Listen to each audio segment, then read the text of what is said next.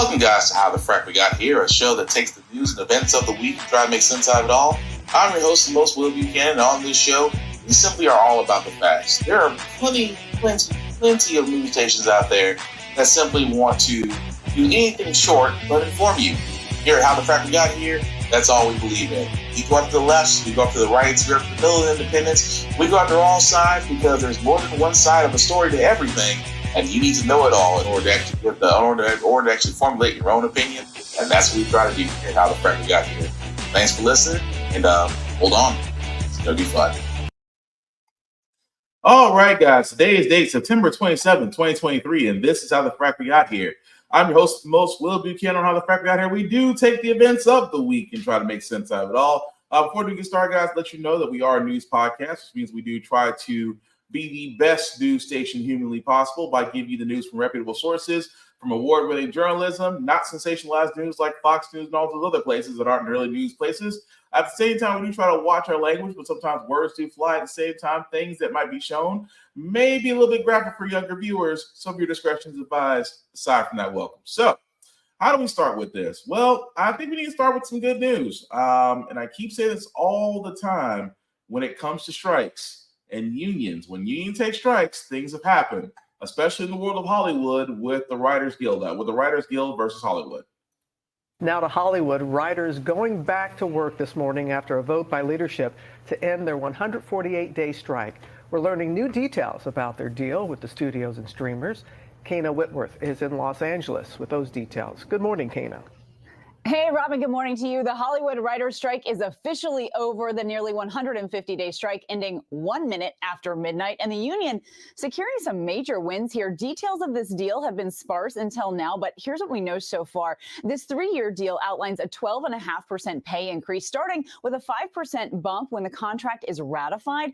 One of the sticking points involved royalties, and the writers secured a 76% increase for their foreign streaming residuals, and they will also receive a viewership-based streaming bonus. And another big win for these members, studios and streamers will have to hire a minimum number of writers on projects. And the final issue, arguably the most important, revolved around artificial intelligence. The two sides established a set of guidelines regarding the use of AI. But you guys, of course, SAG-AFTRA still on strike. But a lot of people hope Hollywood is back up and running in some 6 to 8 weeks here, guys.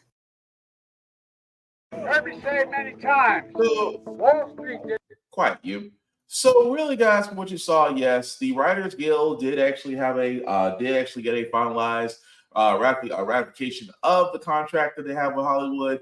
A lot of great things happen there. Pay increases, especially when it comes to streams and revenue and DVD services. Definitely a 12.5% pay increase, starting with 5% over the time of their contract. Guaranteed number of writers per shows and things of that nature, and AI is definitely being regulated. Again, all great things that are happening. Now, of course, that's only one other half of it. The Screen Actors Guild is still having their contract dispute with Hollywood, but with the Writers Guild kind of being solved, I would have to assume that SAG is not too far off from behind it. I don't know how many other ways I can say this, guys. I really don't. Unions work. They've always worked.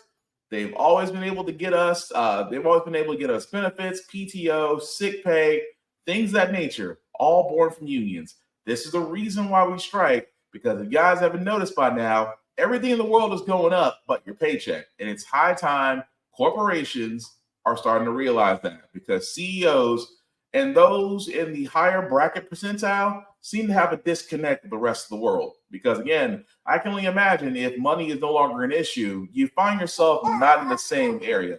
Ain't that right? But move right along, guys. I did want to cover this as well, because we've had this happen in Tennessee where drag shows are trying to be regulated, because some people believe that basically a person dressing up a drag is dangerous to your child, when it should be somebody who's backwards, illogical, and most likely a Republican in power. I'm talking about you, Lorraine Bobbitt, to decide to give your companion some extra needed attention at a Beetlejuice concert. We haven't forgot. Reason why I bring this up, guys, is that a judge in Texas has banned the law that says drag shows are unconstitutional. It is a violation of First Amendment rights since they're trying to declare that that drag shows are sexually oriented performances. They are far from it. So that way, a judge, which I thought was funny, a judge in Texas did see the buffoonery of this and sat there and said, no, it's unconstitutional. You cannot keep those performing when it's their freedom of speech, and it does not violate children. Keep in mind what I just said there, guys, because that's the conservatives' attack. The conservatives' attack is just that they are basically sexually expliciting in front of children. That is not the case, especially when you have places like Drag Queen Storytime Hour, which, again, when somebody who is actually wanting to make sure that your kids read does a better job of, say, you as a parent, but you get mad just because of the orientation, you feel like it's going to be indoctrination, it's freaking far from it. And I cannot stress enough that, again, I am glad that some places, even in Texas, I know in the Hold My Beer competition, Texas is actually, there's actually a judge in Texas actually showing common sense that's really unconstitutional. And of course, they're going to appeal it. We really shouldn't be surprised by that. But speaking of things that are surprising, guys, I hate to break it to you. We have to experience this again. I know, Obi. I know. We have to experience this again. What am I talking about? I am literally, guys, talking about the 6 things to watch for in the second 2024 GOP presidential debate. I cannot stress this enough that we have to go through this again. We have to go through this again. As if the first debate, which I basically called, by the way, the first debate was nothing more than a quote unquote shit show.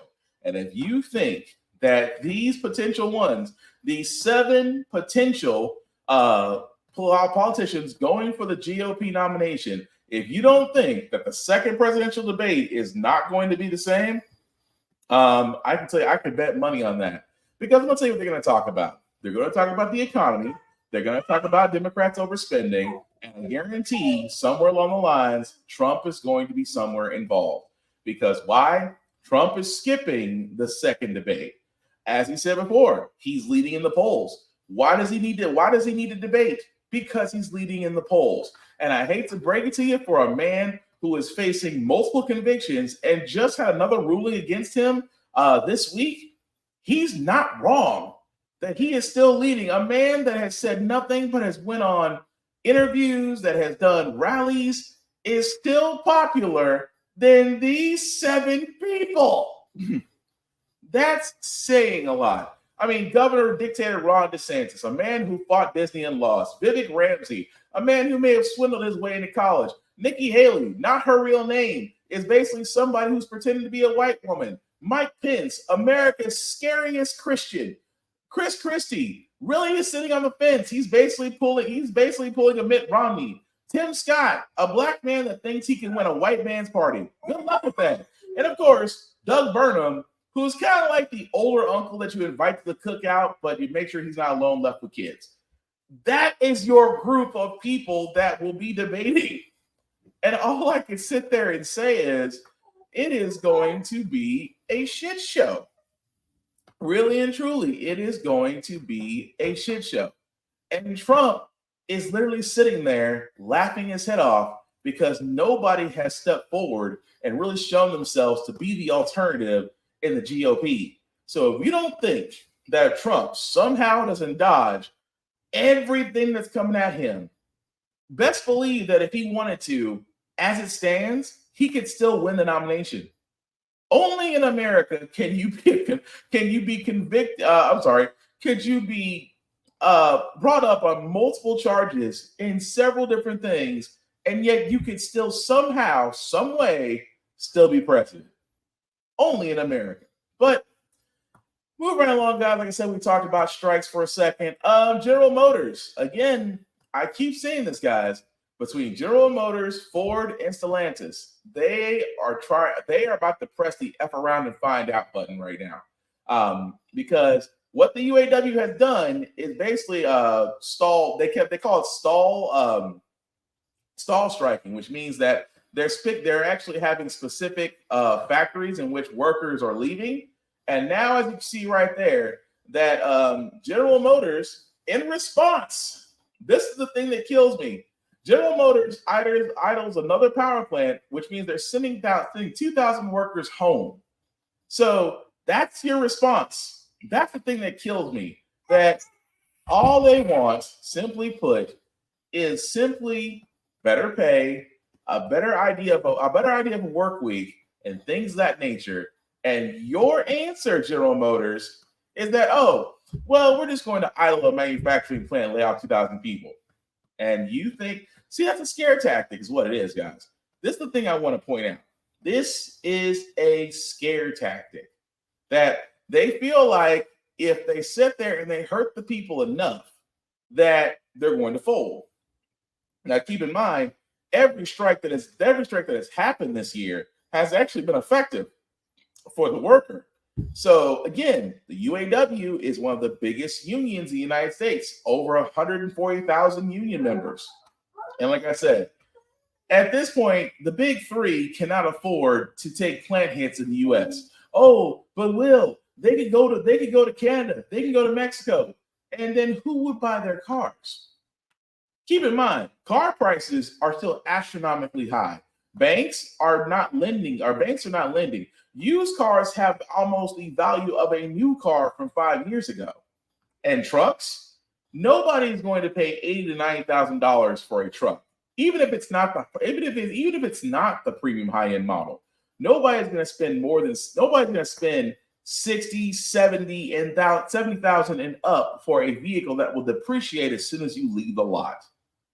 So if I was GM, if I was Ford, if I was Stellantis, I would get my head out of my ass before you wind up losing more than just a few workers. But again, how the frack we got here, we're all about union strong. So again, for those union people, stay strong, stay together, because eventually, as we've seen with other corporations, and including Hollywood, they will fold. Why?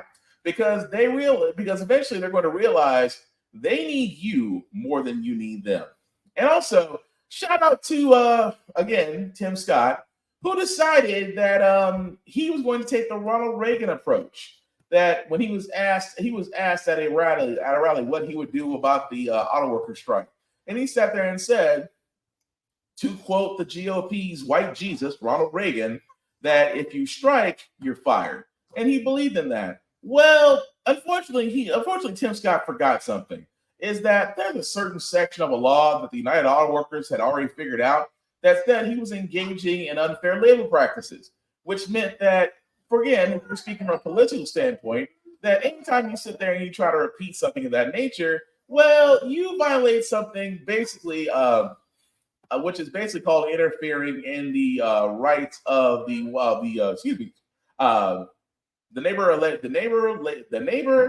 National Labor Relations Act. There we go. Wow, I can't talk. Which is basically in Section 7 of the Act, where it says the employer has interfered with, restrained, or coerced employees into the exercise of their rights guaranteed in that section. On Monday, September 8th, 2023, Tim Scott threatened employees with adverse consequences if they engage in protected, concerted activity by publicly responding to a question about striking workers as follows: if you strike, you're fired. Yeah, he violated it. And again, I'm not surprised about Tim Scott. I really am not, because the simple fact of the matter, guys, he is a effing idiot and delusional. Because again, he's a guy that thinks that he can win a political party that does nothing for minorities or women, but swears up and down he is the political poster child for pulling up by my bootstraps, being in a big family, making against all odds, and yet people are wondering about, is he single? Would that make him a good president? That's your political party, Tim Scott. And you just pissed off the UAW. Good freaking luck. But at the same time, guys, we do got to talk about the other elephant in the room. Unfortunately, if nothing gets done by this Saturday night, the government can be shut down again. Oh, play the repeat broken record. Shut down 11:59 p.m. Eastern, Saturday night. That is the deadline to avoid a shutdown, and there is just no agreement yet about how to do just that, in large part because of divisions within the House GOP conference. The Speaker of the House trying to convince his members to all fall in line behind a Republican-only bill to keep the government open for just a few weeks. But he doesn't have the votes because he has included in this plan spending cuts that the Democrats won't accept, border security measures that the Democrats won't accept. But the cuts don't go far enough for some members on his far right, which means that he doesn't have the 218 votes to get this out of his chamber. He can only afford to lose 4 Republicans on any party line vote. He, at the moment, is probably losing about 7, maybe even up to 10 members on a short-term spending bill. So what is the Speaker's plan? He is still trying to pressure those same members to come on his side. This, as the Senate leadership, is working on a completely different plan to keep the government open with hardly any time to reconcile differences. Now, I asked the Speaker about what is looming over all this. Threats from his far right that he could lose his job as Speaker if he were to cut a deal with Democrats to keep the government open. I asked him how much that is driving his decision-making over his handling of the spending talks. How much is the fact that if you do cut a deal with Democrats, there could be a vote to push you out? How much is that driving your decision-making right now? Nothing drives my decision. If that was driving my decision, wouldn't that driven my decision making 15 times before? But you could have cut a deal with Democrats, and that could be the end of it. Did I cut a deal then? No, Did I cut a deal then? When? When I went 15 rounds? No, I'm talking about right now. Okay, but let me explain something to you. I'm no different than I was then or before. My whole focus, what's in my mind, what drives me, is the American people. I'm not worried if someone makes a motion. I'm not worried if somebody votes no. I'm going to wake up each and every day with the same thing that drives my opinion of what needs to be done, solving these problems, and that's what I'm going to do. And I'm going to work with people who want to get that done. Now, even if the Senate were to reach a quick deal, it will still take some time for the chamber to process that measure. If it includes provisions dealing with aid to Ukraine, for instance, that could slow things down because of opponents such as Senator Rand Paul of Kentucky, who is warning he could drag things out. But there's talk of potentially foregoing the issue of Ukraine aid, punting that to later in the fall, and just simply keeping the government open just for a few more weeks. But there's still no guarantee that Speaker McCarthy will put a Senate-passed bill on the floor of the House. If he were to do that, again, he could face that same threat to push him out of the speakership. So huge questions looming over Washington. Will the government shut down? How long could a shutdown last? And how will this play politically? There are a lot of Republicans, including the Speaker himself, concerned that the GOP would get the blame for this as they try to get something done, avert a crisis here in Washington. But it's unclear at this moment whether they can. Okay. Yes, we should be surprised. Number one, it's Kevin McCarthy, a man who does not believe that he doesn't have any issues, a man that sat there and was like, you know what? Sure, it took me 15 times, but hey, got in, right? It's the same guy who right now is having an issue with saving the economy, saving his presidential seat. Because his own party has sat there and said, either you put through what you promised you said you would do, or we vote you out as House Speaker. And even though it's a handful, and even though Kevin McCarthy right now may not have the complete and total votes to get things done, aside from that, it's always been a shutdown problem. See, what they do is they kick the can down the road. It's always been the problem. They'll just there and say, oh, it's a partisan issue. It's really not. Because if you've been following what conservatives want, they want to cut programs, which don't sound so bad, except they're the social programs. Oh, they want to cut the SNAP benefits. They want to cut food stamps. They want to cut Head Start. They want to cut all the things that American people are hanging on to right now because that's the only way they can make ends meet, keep food on the table, or keep a roof over their heads. At the same time, these Republicans, keep in mind, I said Republicans want to cut these programs. And I keep on, and the thing that kills me all the time is I wish Democrats would say that a lot more. I wish Democrats would turn around and they would say, you know what? It's not us. You want to know who's cutting? You want to know who's actually cutting these things? It's them. And I wish they would keep harping on it because you know what Republicans do? Republicans will harp on BS. At the same time, will turn around and sit there and say, oh, well, they keep repeating the same lie over and over again. Democrats can do the same thing, but with the truth. Conservatives want to cut spending programs. If they keep harping that enough, people will pay attention. But saying it every once in a while doesn't get anywhere. But you know who to get though? The people that actually get it. Because people forget the things that happen in a government shutdown don't always affect politicians because politicians still get paid. If the government shuts down. Let's bring in ABC's Alexis Christoforous to help explain the impact across the country. Alexis, good morning. Good morning, Whit. A government shutdown would disrupt many of the essential services that Americans rely on and force as many as 4 million federal employees to lose pay. Government workers deemed essential, such as military and law enforcement, would have to work without pay, though they would get back pay once the shutdown was over. National parks could shut down unless their states pay to keep them open, and some passport offices and federal buildings could also close. A shutdown would delay new clinical trials for cancer and other research, while 10,000 children could lose access to the early child development program Head Start. Contractors, including janitors and security guards, would be at risk of losing their jobs. But not all services will be halted. Social Security, Medicare, and Medicaid payments will continue.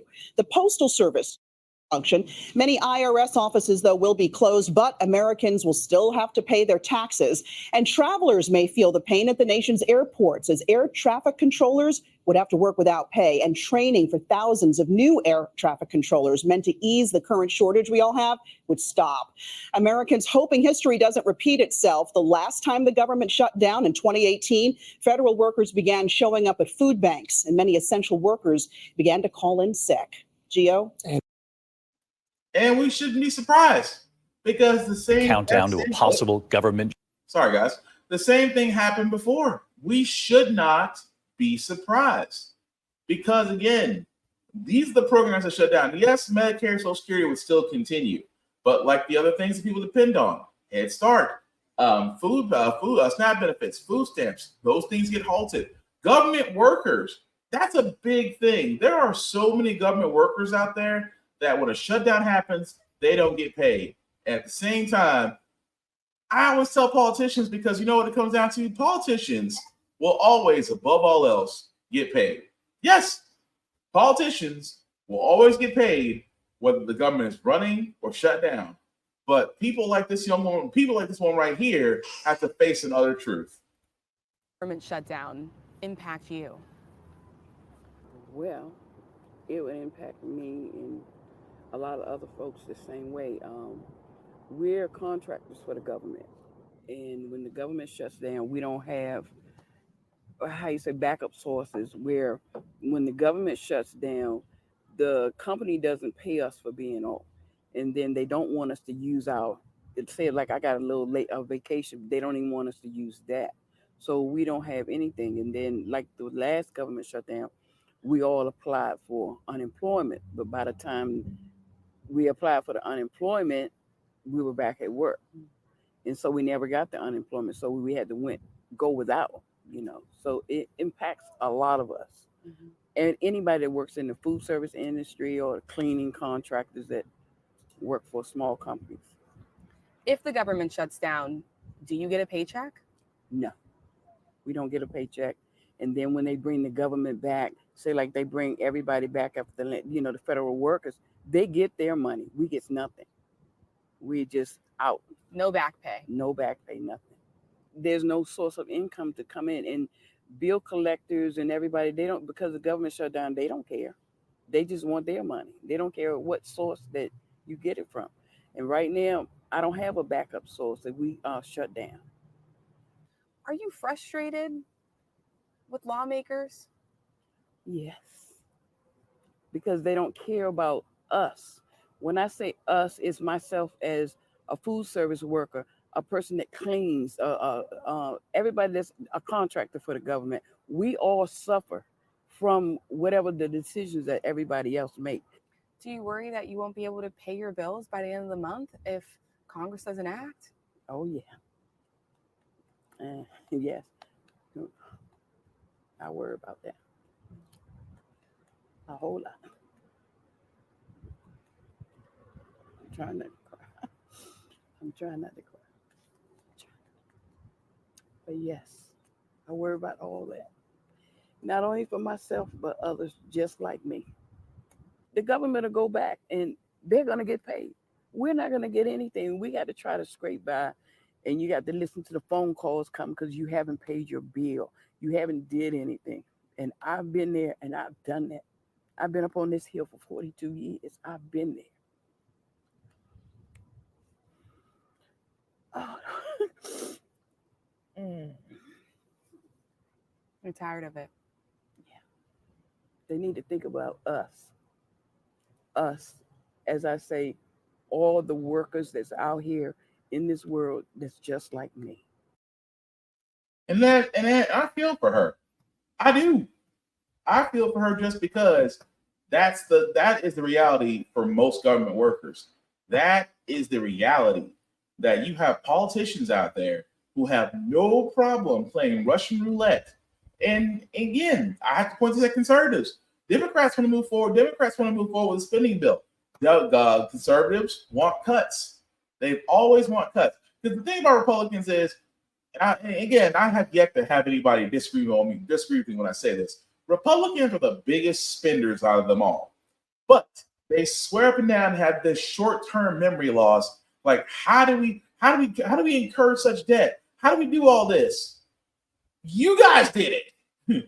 You guys did it. Not only did you guys do it, but you're trying to blame the Democrats because for all the spending that you did, we had to spend ourselves out of it to restart things.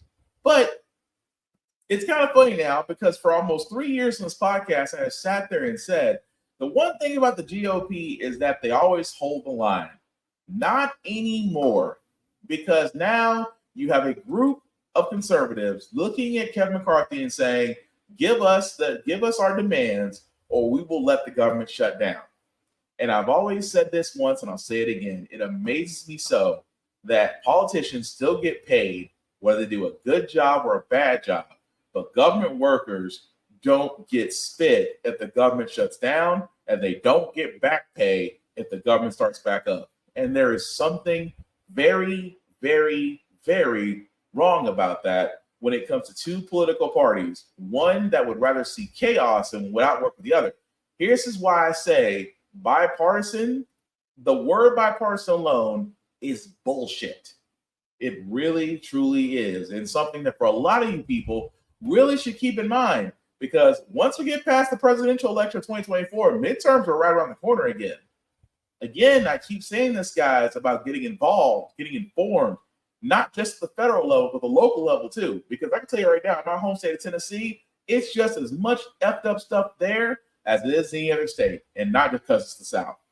But speaking of Democrats, because they got their own hot water, but again, Bob Menendez, a man who is adamant that he did nothing wrong, even though they found he's accused of bribery charges, which, again, thousands of dollars found in his coat, gold bars in his house, and yet him and his wife have now just pled not guilty. His wife have pleaded not guilty to federal corruption charges in a New York courtroom. The New Jersey Democrat is defying calls to resign after being accused of accepting hundreds of thousands of dollars in bribes. Our senior investigative reporter, Aaron Katursky, joins me from outside that courthouse now with more on this. Aaron, walk us through what happened in court. It was a very brief hearing. Senator Menendez pushed his way inside the courthouse through a throng of cameras, made his way upstairs to the 26th floor, where his attorney, Seth Farber, entered a plea of not guilty on the senator's behalf, telling the magistrate judge, we ask you to enter a plea of not guilty.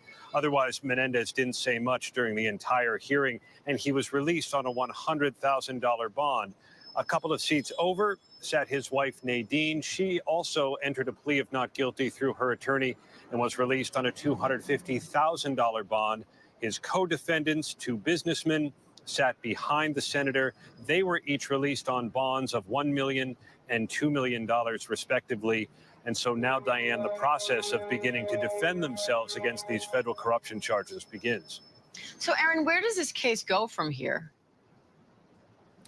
The senator is due next in court on October 2nd, and that's really just the beginning of what could be a very long prosecution. Today, he formalized what he's been saying in public remarks and in fiery statements issued after the indictment dropped, where he formally pleaded not guilty, but he says he's innocent and he's going to be proven innocent in court. And he explained away the wads of cash that prosecutors say they found stuffed inside his embroidered congressional jacket and in other places in his New Jersey home. He said he just takes out money from his savings account because he has lingering paranoia as a Cuban immigrant's son of the government possibly confiscating his money. He says that may sound strange and old-fashioned, but that's his explanation for why the wads of cash were in his house.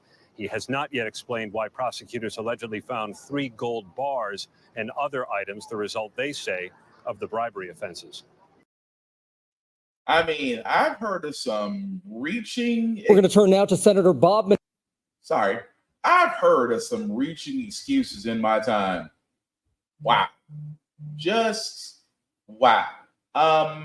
Yeah, that's not going to work the way you intended to work.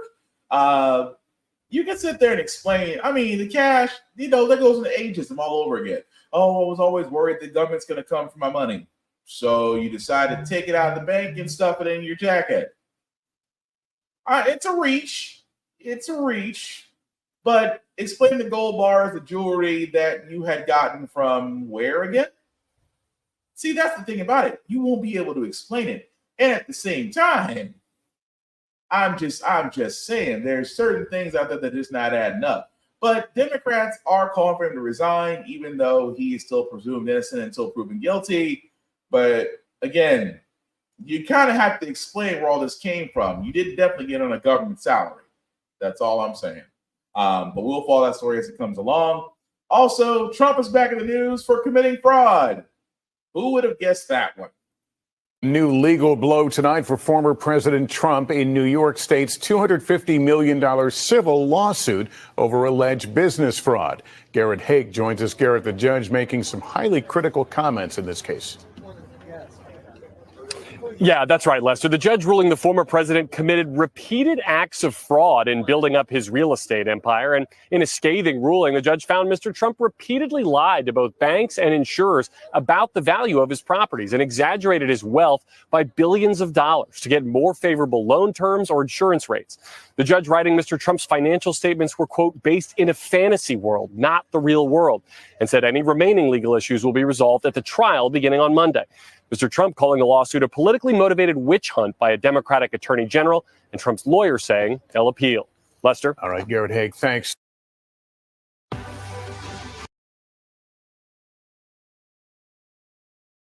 Sorry about that. I am definitely not on my line about switching things over. Again, Trump, fraud. Why are we surprised?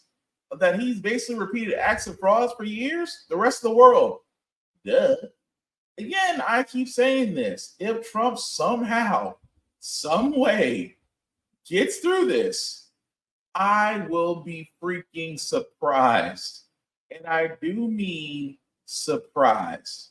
But again, we shall see, because we're not too far off from the next year of the presidential nominations. And if Trump somehow managed to stay out of jail, he may get the nomination. And that's a scary part. And we had even got the second debate. It's supposed to be happening very soon. But I digress. Move right along. Guys, this is another thing, especially for Black, I keep on pointing this out. They are trying to get us at every turn.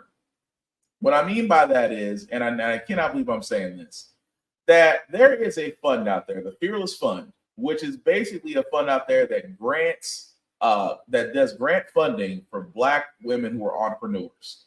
There is a gentleman out there, and I wish I could make this up. This gentleman, Edward Bloom, who is behind the admission cases on the Supreme Court, who is literally the guy for the American Alliance for Equal Rights. He says that the Fearless Fund, because it's a grant that is specifically for Black women, isn't fair.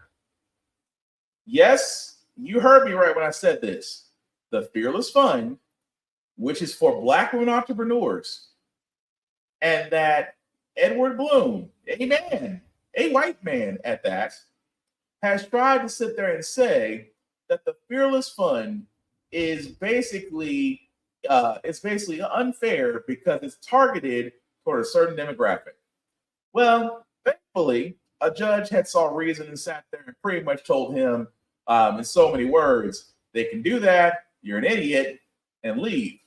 Well, this is the reason I keep bringing up. That's just one of many stories. I mean, there's a story out there right now about land that's trying to be seized by a state for eminent domain to which Black people have owned for decades. I keep saying this, guys, all the freaking time, that they are pretty much putting out things out there they're trying to take from us, and they're doing it right in front of our faces. This is why I keep saying the whole entire time, guys, it is time to be active. It is time to get into it, because if we do not, it will come back to haunt us. I promise you that. I can't keep stressing that anymore, that it will come back to haunt us unless we act. But the last story I got, guys, before we get to our feel-good segment is, well, I never thought I'd see this coming in 2023, but I guess I got to add this to my bingo card. The Senate just passed a bill that possibly could push forward marijuana. A bipartisan bill related to marijuana has cleared a major hurdle in the U.S. Senate. The SAFER Act would make it easier for marijuana businesses to access the financial system. This was advanced by the Senate Banking Committee today, meaning it heads to the full Senate floor for a vote next. According to Statista, the U.S. cannabis industry is set to pass $33 billion this year. And the thing is, those companies need somewhere to store their money, right? Unfortunately, that is almost impossible present day, because for those businesses, marijuana is illegal under federal law, and so they can't save their money in federally insured banks. The legal marijuana industry is almost entirely cash-based because of those restrictions. CNBC's Jane Wells joins me now. So, Jane, this bill is not going to legalize marijuana at the federal level, just to be clear, but it deals with this banking issue. It's a huge step forward, Kate, because this banking law, if it becomes law, will allow the federally regulated banks, Bank of America, Wells Fargo, Chase, to do business, to accept the money from these state legal marijuana operations. These businesses can also get loans now. They can buy insurance. They can get financing. Their employees will be able to show proof of income and get mortgages. And it will also then maybe let Visa and MasterCard into these legal dispensaries so that customers can start using credit cards and move away from there's just so much cash, which creates danger. And there are often robberies at these dispensaries. This is all part of making it safer, not legal federally, but safer. And what are the mechanics on Capitol Hill, Jane? If this passes in the Senate, I don't know if that's likely, then what happens in the House? Well, Senator Chuck Schumer says he plans to bring it to the floor as soon as possible. And the theory is they wouldn't have got it out of the committee, which was a bipartisan vote, by the way, unless they felt they had the votes on the floor. They are going to need 60 votes to end debate before then they can do a vote in the Senate. After that, it would go back to the House, which has passed this many times. The choke point has always been the Senate, and then it'll go to the president's desk. That's assuming there's not a government shutdown. Well, we just talked about that. Yes. So, yes. So, of course, the bill itself doesn't legalize marijuana, although at this point, I have to keep asking this question, why the frack not? But at the same time, it is geared to those, because if you guys haven't noticed, those who are in the marijuana business do not have bank accounts because banks do not recognize them as sustainable financial holdings. So therefore, marijuana stores and coffee shops, they're called, don't have bank accounts. So they are always up for being robbed and things of that nature. Look, here's my thing. One day, I hope in my lifetime, because I don't smoke weed. I have plenty of friends out there that enjoy it. It's medicinal. It has, and I have saying this. I've been saying this for now 3 years. I'm not a fan of marijuana. I don't smoke it. I don't ingest it, but I do understand the properties behind it that have been helpful, that have been beneficial, that are better than oxycodone and Percocet pills, that have helped many upon many of people. I understand it. I see, and of course, not just from the relaxation measures up for it. I mean, the plant alone has many other applications that could be used to really give ourselves a brand new economy and pump money back into the U.S. I see all of that. The problem is we have to admit that the day we legalize marijuana in all 50 states, that we also have to admit that the war on drugs is really bullshit and that Ronald Reagan conned us all. Maybe one day when we have a progressive enough government, that'll actually happen. But there are still some states where you can enjoy it. So visit and enjoy yourself. But guys, we're gonna go ahead and get on to our feel good segment. Usually when have the Frack guy here, we usually cover a lot of things that are doom and gloom. Sometimes we faith in humanity, but hey, it's Hump Day, which is Wednesday. Tomorrow is Friday Eve, which is Thursday. We will leave you guys out with some good vibrations. And who doesn't enjoy a good birthday? Even when you're the oldest person in the U.S. and you look good for your age too. America strong. It's been said aging is just another word for living. Elizabeth Francis is doing both gracefully. Oh, I'm very, very young. Look at me. Elizabeth Francis is now 114 years young. As she celebrates this birthday, she's also counting her blessings as the oldest living Texan and the second oldest person in all the U.S. Happy birthday, joining Miss Elizabeth, as she likes to be called, great-great-grandchildren, great-grandchildren, grandchildren, and her only child who's in her 90s. I am 94 years old. I'm trying to forget. At 114, Miss Elizabeth qualifies as a super centenarian, a term reserved for those 110 and over. When she was born in Louisiana back in 1909, William Taft was president. At that time, blacks and women did not yet have the right to vote. Her family credits her longevity to her faith. Miss Elizabeth made sure to attend church every week and read the Bible daily. Now church members bring the service to her. Her granddaughter also points to her healthy living habits. She never drove a car, walked everywhere. As for smoking, never have. Or drinking, oh, no, ma'am. She has been a wonderful mother and grandmother to all of us. She has been our back. Well, definitely happy birthday. 114 and still looks good for her age, man. Hey, to be 100 years old, that is a wealth of knowledge and life in there. Like I said, want to give Miss Francis all the happy birthday and love on that one. But that's gonna do it for this podcast, guys. I do thank you all for watching, for liking, for letting people know this is live. I certainly appreciate that.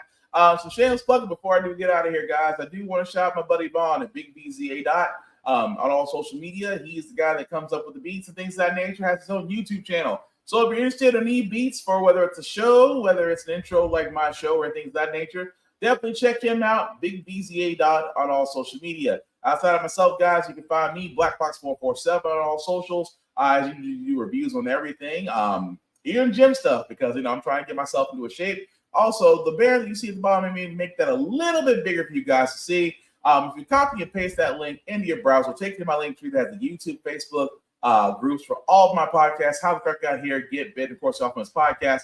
Definitely check them out. Like, share, and subscribe. And for everything that we talked about tonight, guys, I still want to keep the conversation going.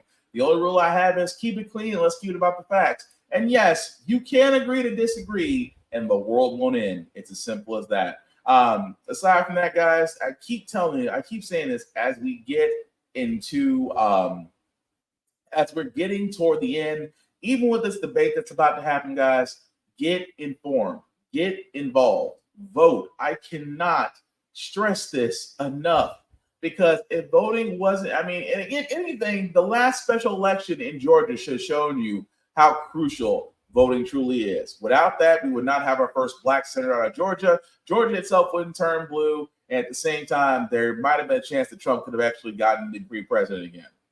And actually, at this point, if he stays out of jail in 2024, he also might be president again. The point I'm getting at this, guys, is get informed, know the candidates that you're voting for. If you don't like the candidates, there are plenty of sites out there that can help you figure out how you can run in your own home state. And like I said, it's not always federal.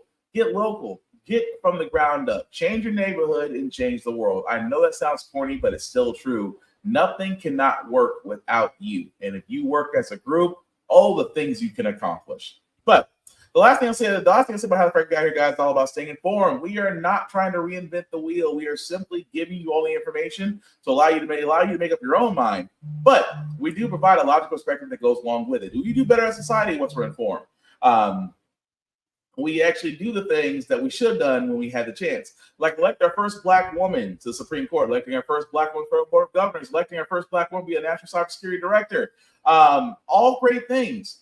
When we don't learn from history, we are doomed to repeat it. That's what we keep asking ourselves. Why does everything go up at our paycheck? Why are we electing different politicians but still the same old game in Congress? And most importantly, how the Frack got here. Thank you all for watching, guys. Take care of yourselves and each other, and we'll all get through.